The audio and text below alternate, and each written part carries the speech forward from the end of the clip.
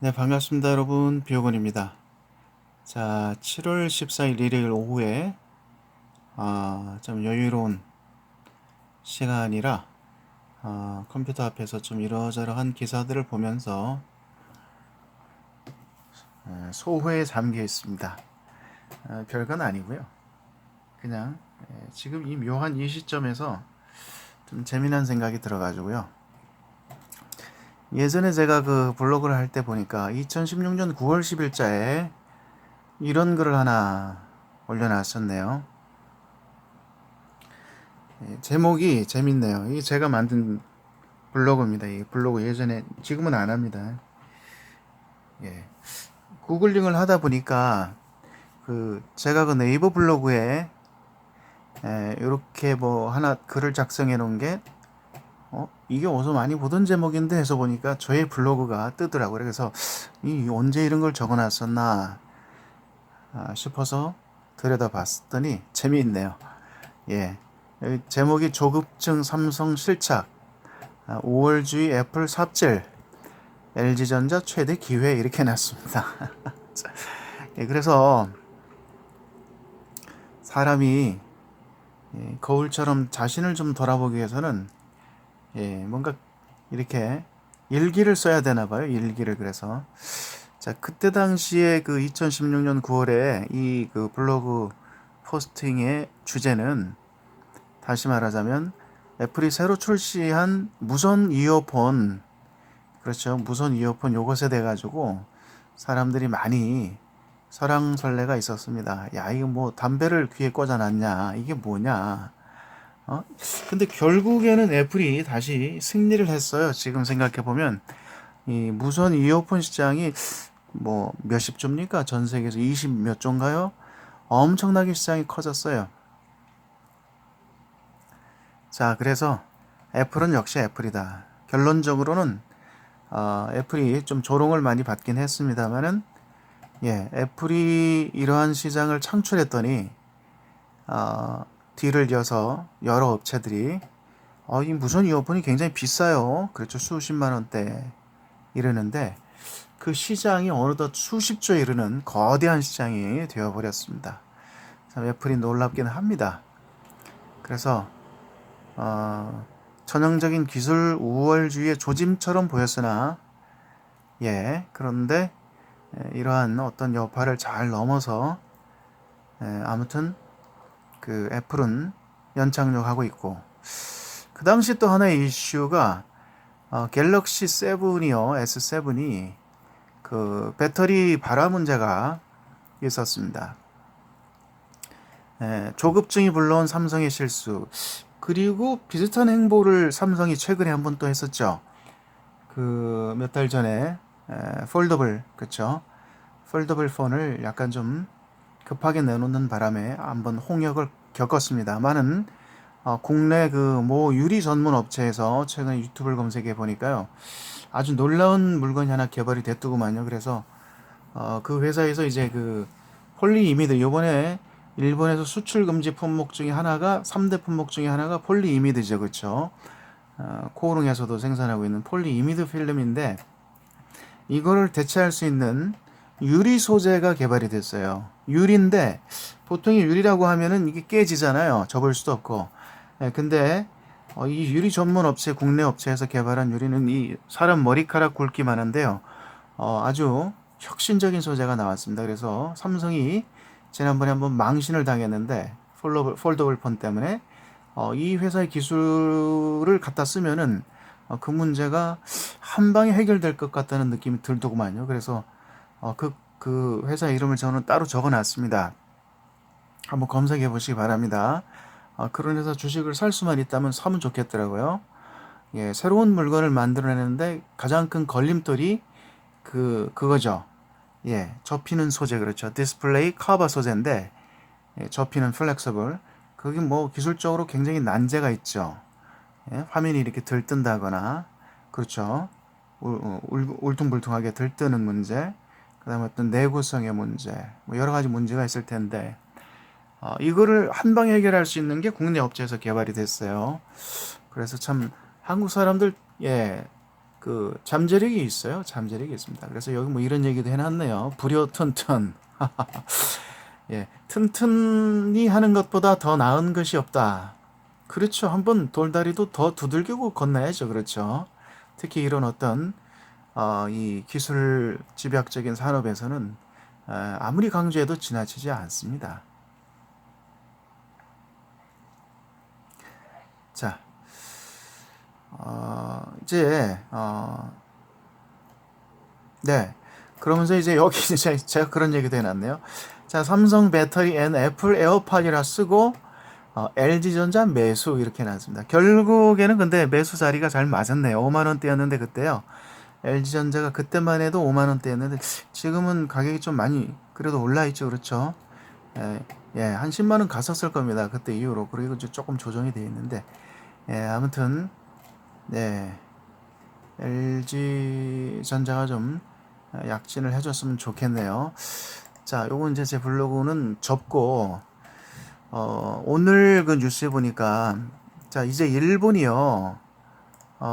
미국 말도 안 들어요. 왜 이제 저는 이제 이런 얘기 잘 안 하는데 근데 지금 사태가 좀 이게 단순히 쉽게 말하면 우리 학창 시절 이렇게 다닐 때 보면은요. 사춘기 때 특히 그 여학생들 보면은 그렇잖아요. 이 조그만 문제로 이 트러블이 생기면 마치 그냥 영원히 안 볼 것 같이 이렇게 등을 돌렸다가도 어때요? 다음 날 보면은 또 언제 그랬냐는 듯 어때요? 깔깔거리면서 같이 도시락 까먹죠. 이게 우리가 이제 남자들 입장에서 볼 때 이해가 안 돼. 그렇죠. 아니 어제 저렇게 대판 싸워놓고 오늘은 또 같이 밥을 먹어요. 이거 어떻게 된 일인가 이게 이해가 안 됐는데 예, 뭐 우스갯소리입니다.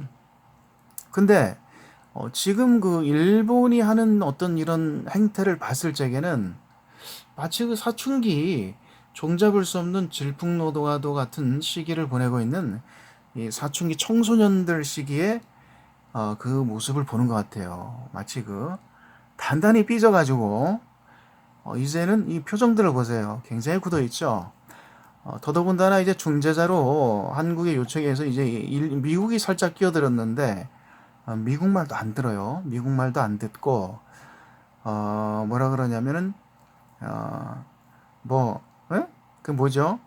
북한이 무슨 뭐 물자를 뭐 보냈네 안 보냈네 이제는 그게 중요한 게 아니고 거기서는 발 한 발 빼고 그것과는 상관없이 일본은 일본대로 계속 현재 기조를 유지하겠다. 그래서 다음 주쯤 되면은 또 새로운 뭐예요? 그 새로운 제재 품목들이 또 나올 것 같아요.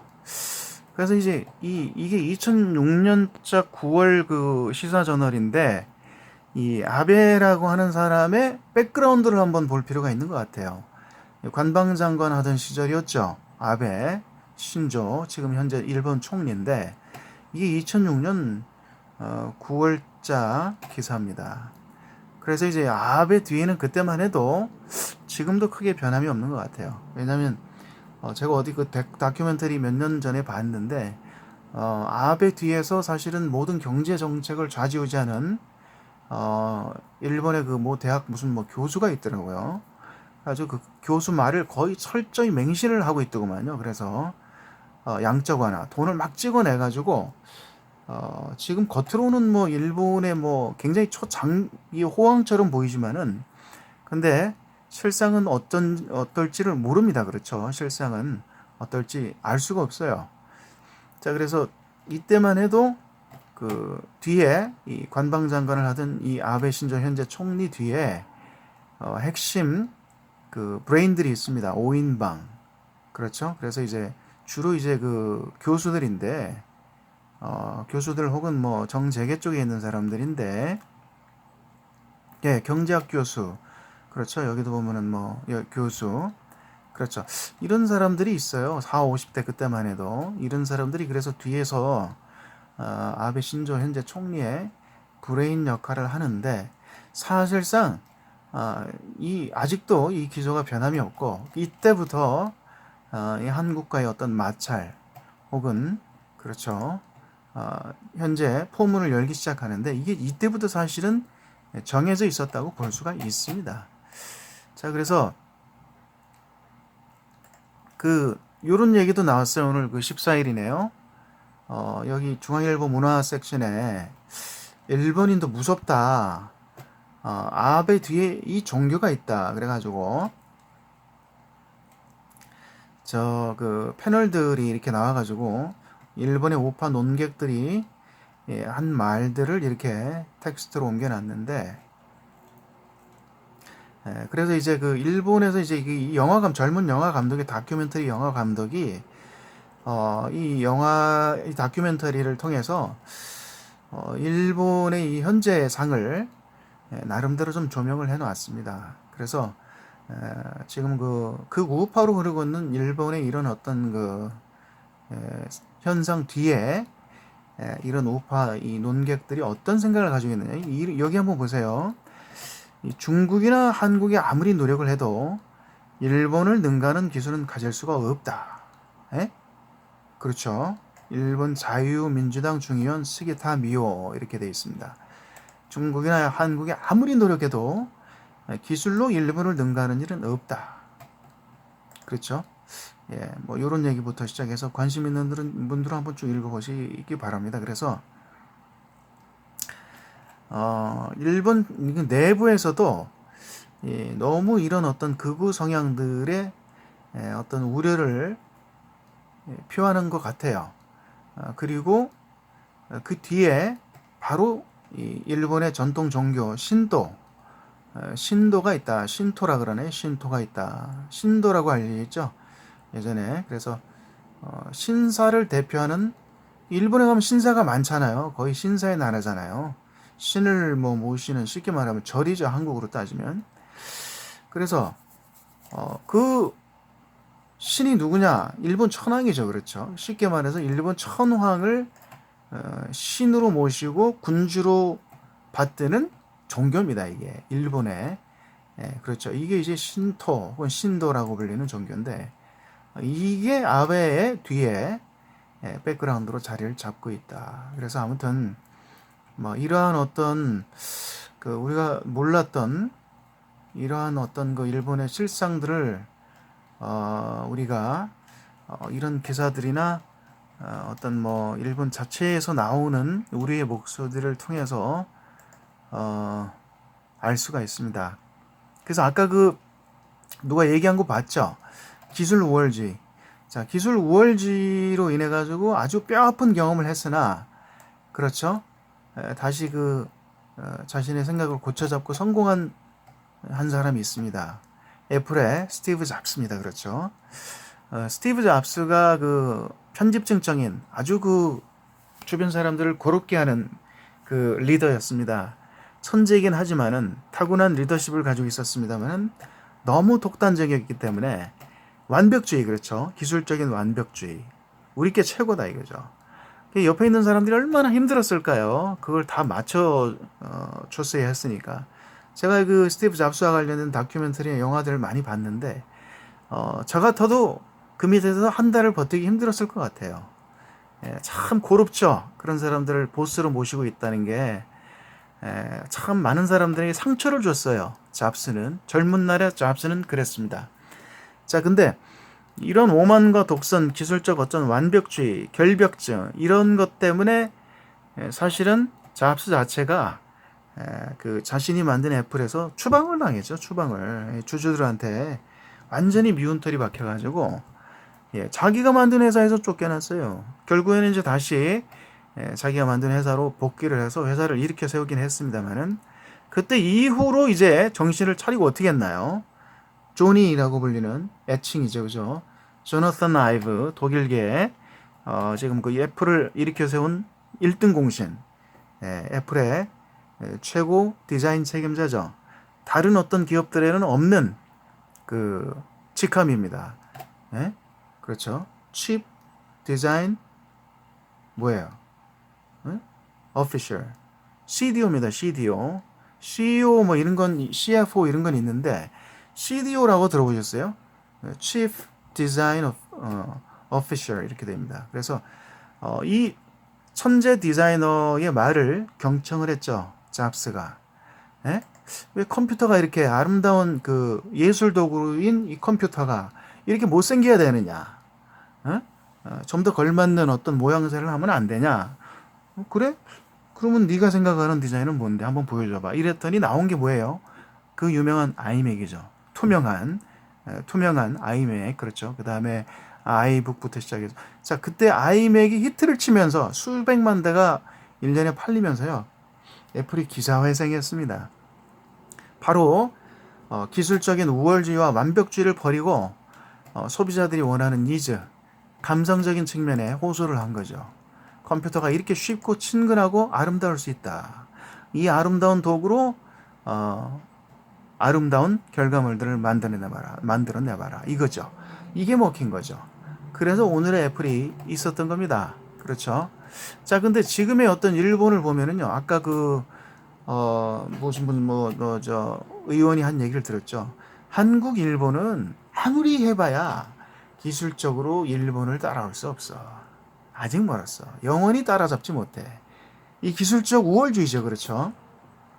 그래서 일본 사람들한테는 그 내면에 바로 그러한 어떤 그 기술적인 우월주의가 내재하고 있습니다. 특히 우파적인 성향을 띤 많은 사람들에게는요. 우리가 어떤 나라냐 이거죠. 미국하고 맞다이를 떴던 나라 아니냐. 물론 지기는 했지만 핵폭탄 도박 맞고. 그렇죠. 우리가 미국을 선제 공격했던 나라가 아니냐. 이런 어떤 그 자만심, 우월주의가 아직은 많은 사람들한테 자리 잡고 있는 거죠. 그렇죠?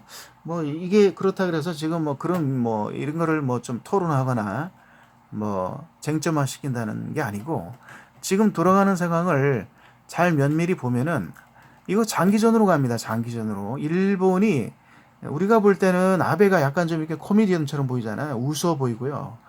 예. 근데 사람 겉모습으로 잘못 판단하면 안 됩니다. 예. 무섭습니다. 그런 사람들이 속에 뭐가 들어있는지 알 수가 없어요. 이거 아주 치밀히 계산된 거고, 아베 신조 총리 뒤에 있는 브레인들이요. 일본 사람 치밀하잖아요. 그렇죠? 굉장히 용의주도 하고 치밀합니다. 그렇죠? 예. 그리고 뭐랄까요. 조급하지 않아요. 어떻게 보면은. 예. 그래서, 그 사람들만이 가진 어떤 그 장점이 있습니다. 그래서 우리가 생각하기에는 이게 뭐 금방 어떻게 해결될 것 같습니다만은 생각 외로 장기전으로 갈 가능성이 굉장히 높아졌습니다. 저는 개인적으로 그래요. 그래서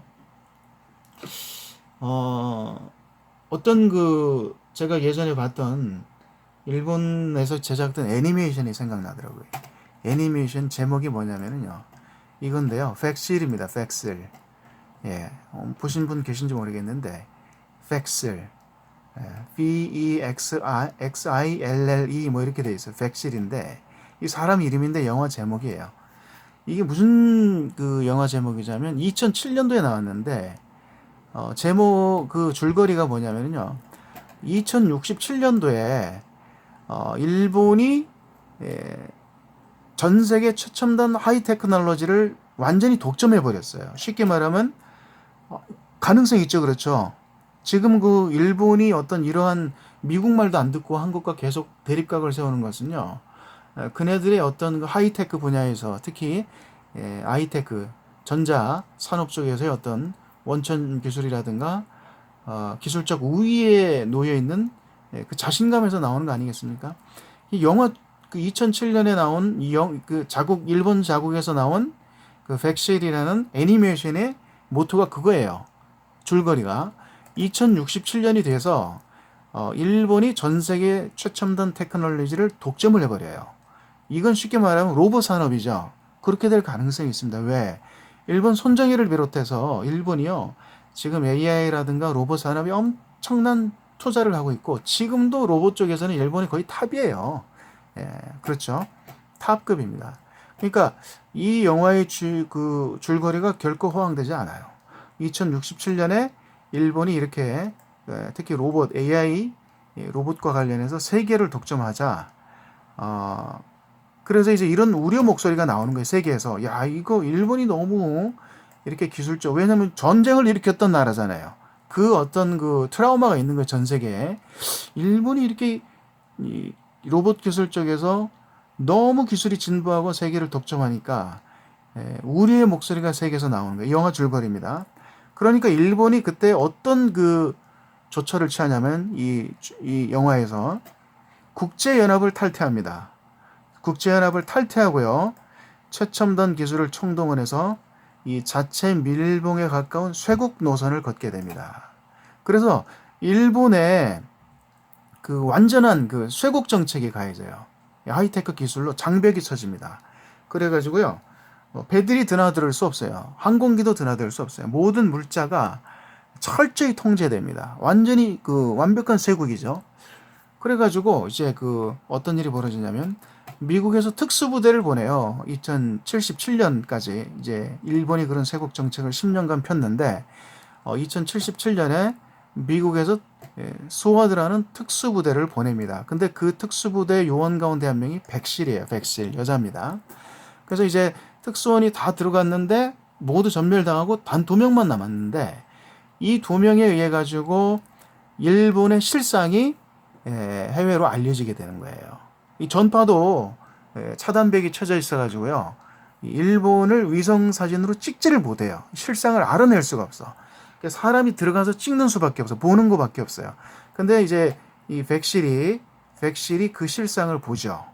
그리고 일본의 어떤 그 다이와라는 여기 나오네. 그렇죠. 다이와라는 그 로봇을 만드는 일본 최대 기업이 사실상 일본을 지배를 하고 있었던 겁니다. 일본을. 그리고 엄청난 야욕을 가지고 있는 거예요. 그 기술적인 기반, 인공지능과 로봇 기술의 그 우월한 그 기술지, 자신감에서 어떤 세계를 지배하겠다. 자기네 마음대로. 어떻게 보면 일본의 제국주의를 연상하게 하죠. 그렇죠.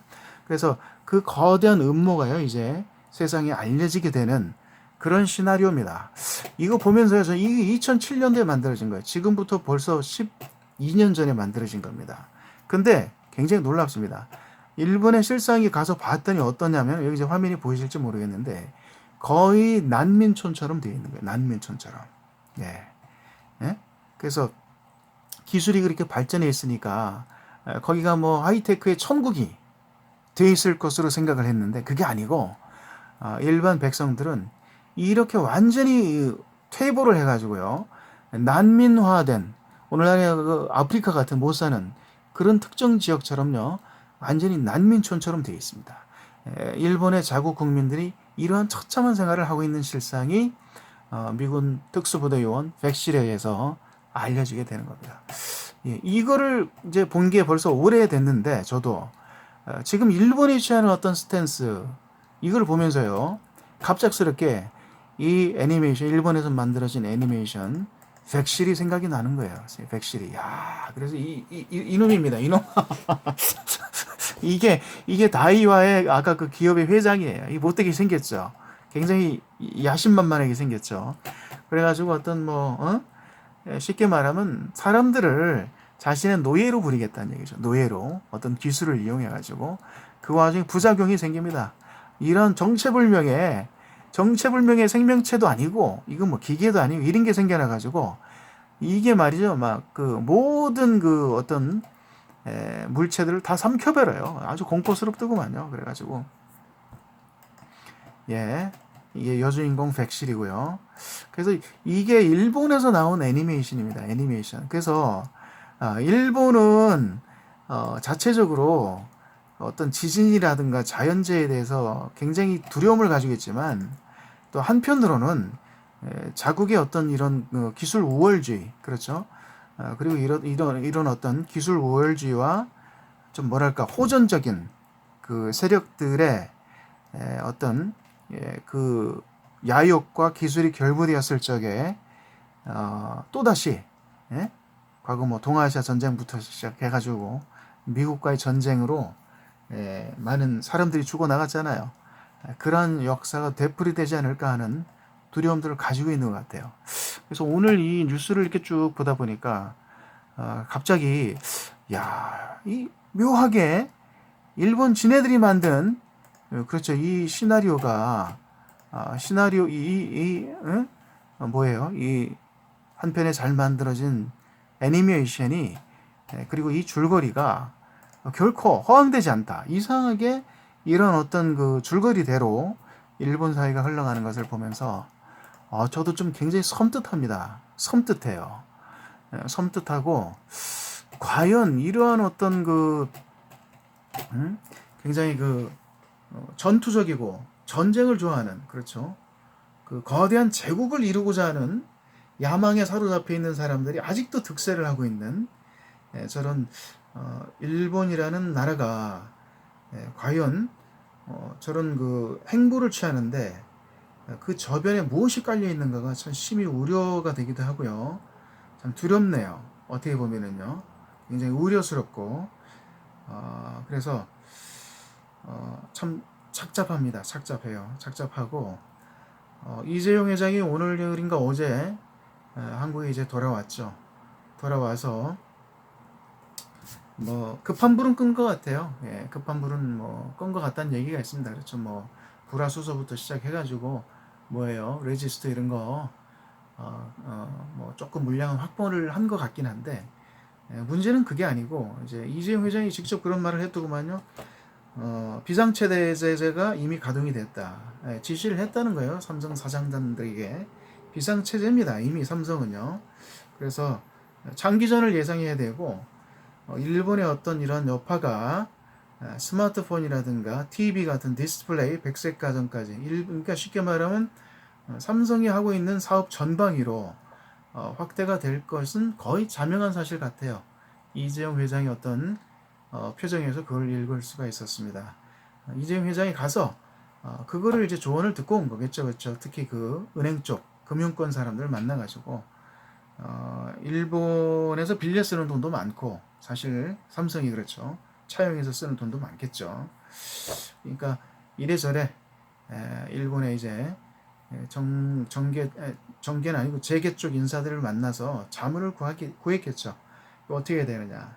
뭐 친구들이 있을 테니까 그 와중에도 그렇죠. 장기전을 준비해라. 실타를 그리고 아마 최대한 비축해라. 뭐 이런 조언 듣지 않았을까요? 결론적으로 뭐예요? 실탄 싸움이겠죠. 그렇죠.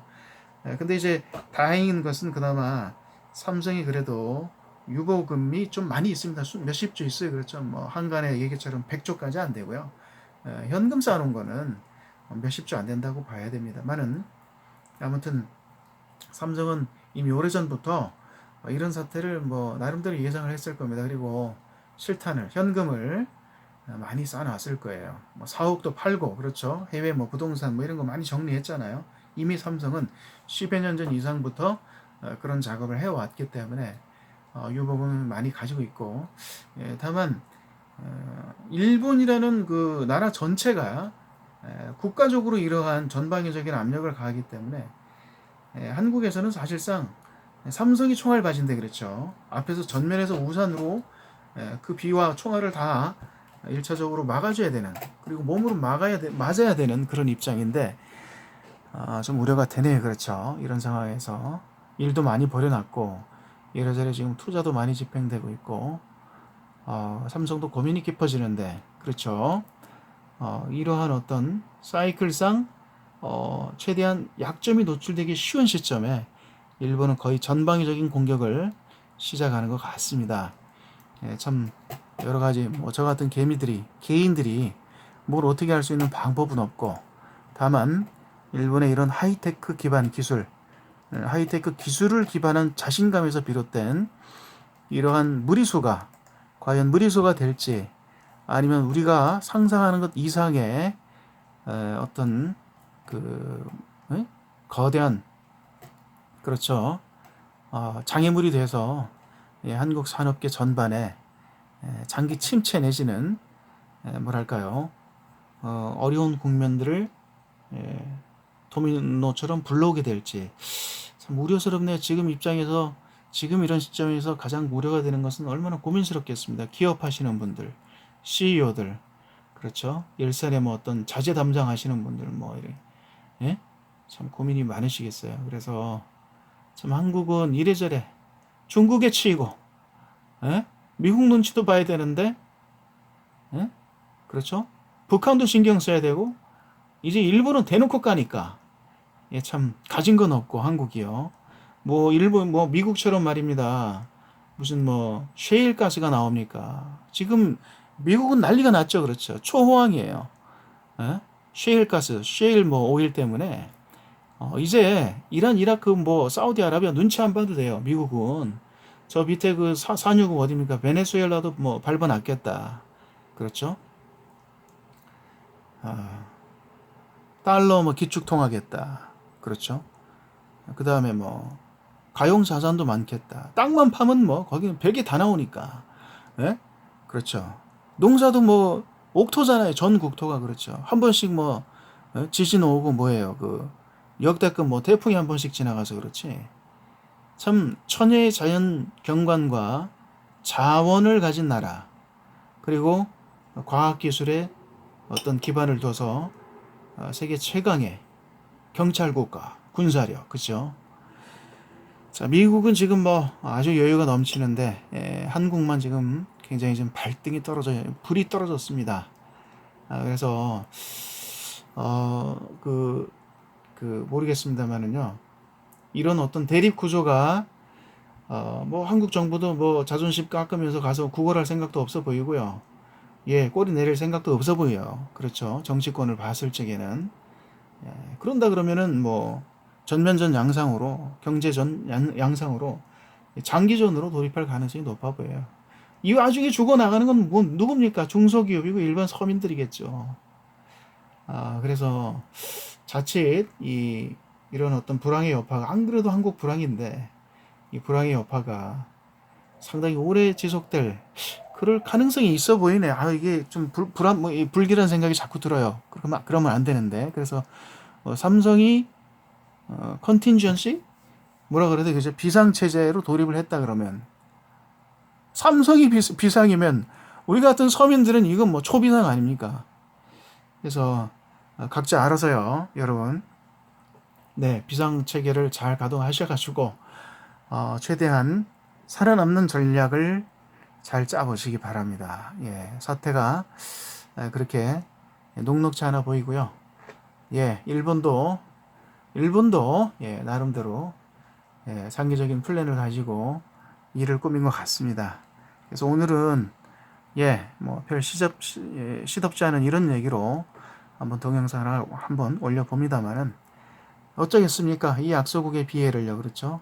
없는 자들, 가진 것 없는 자들, 약소국의 피해를 처절하게 맛봐야 되는 뼈 아픈 시기가 다가오는 것 같습니다만은 슬기롭게 지혜를 모아서 난간을 잘 극복했으면 좋겠네요. 우리 개개인들도요. 자, 오늘은 비오건의 잡설이었습니다. 들어주신 여러분 고맙습니다. 비오건이었습니다. 또 뵙겠습니다.